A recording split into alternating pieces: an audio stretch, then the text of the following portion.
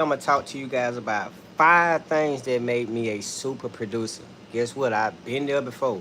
I've been there. I remember when I couldn't get placements. I remember when artists didn't like my beats. I remember when producers said I needed to improve.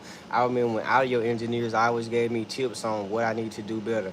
So I'm gonna give you guys 5 tips that I took to become a super producer, and I know these things could help you.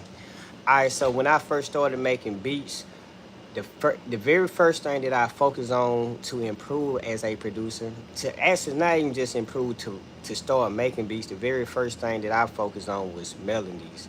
Melodies was very important to me because I quickly understood these are the things that you sing along to, and these are the things that kind of like capture your attention. These are the things that where people write their lyrics to.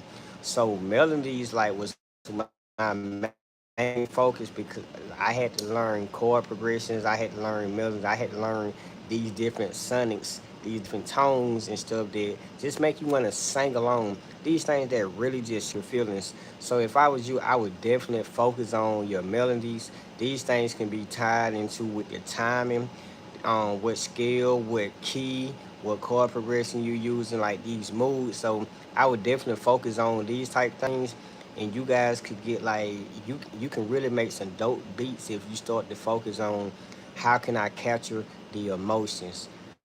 Like those are really like the thing that gonna really capture your attention first because when you make a beat or whatever, majority of your beats start off with just the melody coming in. Sometimes it have the drums, but most of it have just the melody coming in. So if you can capture their attention right then and there, you got them.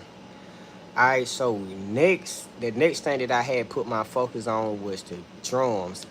After I started making good melodies, great melodies that people like and that they sung along to, I noticed that I still couldn't get placements. I still couldn't get people to rap on my beats because although I captured their attention for the first few minutes, when the drums came in around the 15-second mark, so it's like I kind of lost them because I had no hard hitting drums.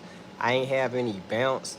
It was just like stagnant, basic drums. So I definitely took time to learn drums. Like I listened to a lot of beats. I went on YouTube and listened to a lot of beats. I listened to a lot of songs, and I listened to different types of drum placements, different types of drum patterns. So I put in a lot of focus into like understanding how to make drums, how to make the bounce, how to make the wavy movement, how to make it just consistent, like how to let it breathe. Like I learned out of these techniques, and then like the drums was very key to how you play in unison with the melody, because if the melody dragging out, you might want some faster drums. If the melody going fast, you might want some slower pace drums, like just controlling the tempo. So like the drums was very important to go along with the tempo. So I definitely had to learn that. After I learned the melody and mastered it, after I learned drums and I mastered what artists like, the next thing that I still couldn't quite get placements, but I was able to get their attention a little bit more, was the structure. So once again, I went from the melody, captured them right around for like the first 9 to 10 second mark, possibly 15. Then I went to the drums, and now it's like cool. I'm catching them all the way through the hook most likely because it's the drop. It's the drop. So now I got them in for like 30 to 45 seconds. Okay, now it was the structure, like what could keep their attention. Like the structure is very important because the structure is like a loop. The structure is just like a loop. And that kind of like if you can get them to loop, you can get them going in, you can get them playing, you can get them to just to stay listening. So it's like, okay, I got you listening, I got your feelings, I got you attached with the melody. I got hard hitting drums, I got drums that are bouncy or wavy that help sing along with the melody.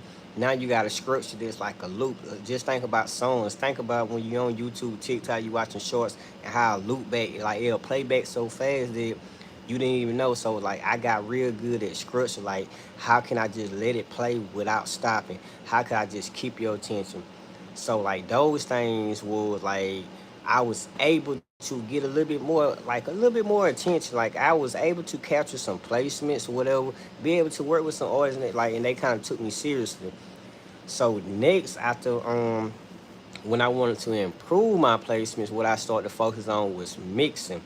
Okay, cool, because you can have the best melodies in the world, but if your melodies not mixed well, like it kind of lacked the feeling, it kind of lacked the emotion from what it could really do.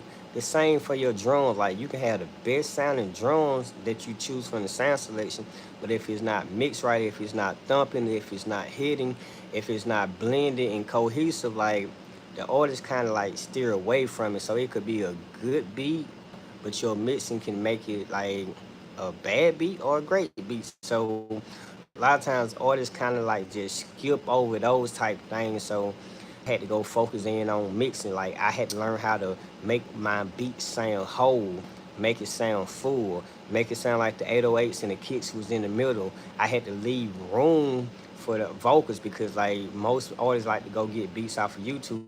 So I had to go leave room so like in case they just go to the studio, they could just have a good mix just because the beat would mix right. I had to learn how to put the limiter or whatever to make it loud enough but not to be clipping. So all these things that I had to kind of like learn to focus, and I just started to put like checklists, like okay, do this, do this, do this, keep doing this. This is the formula. So I learned these things, and I like basically just mastered these things. Then when I got so good with it, like the last thing that I did, it's kind of like a marketing technique that I would highly recommend because artists like this. Like a lot of times when artists go listen to beats, they go download beats. The thing that they be listening, like they'll have a great beat, then the next thing they're gonna say, what's the title? So I got real good at like titling my beats, like naming my beats. I name my beats according to the emotion that I get from the on the melody, the chord progressions. I name my beat from who I would hear on this type of beat and what are some things that they would say. So I learned to like title my beats almost like branding and marketing. So when I started to do those things, it was like a well put presentation for like artists because it's like, okay, I catch their attention when I come in with the melodies. Now the drums come in around like the 15-second mark. So it's like boom, boom, it's hitting. So I still got their attention. Now they waiting for like they trying to see if it's gonna drop off. By the time we get to the verse, we have a dope structure that is still sing. They can sing or rap along to, so it still have their attention. The verse is good enough to loop them back into another hook or whatever. So like I learned to just copy these formulas because it's like there's so many different ways you can structure a beat. I like to do 8, 16, 16 all the way through or whatever, and I like to make like fine adjustments throughout so I don't lose their attention.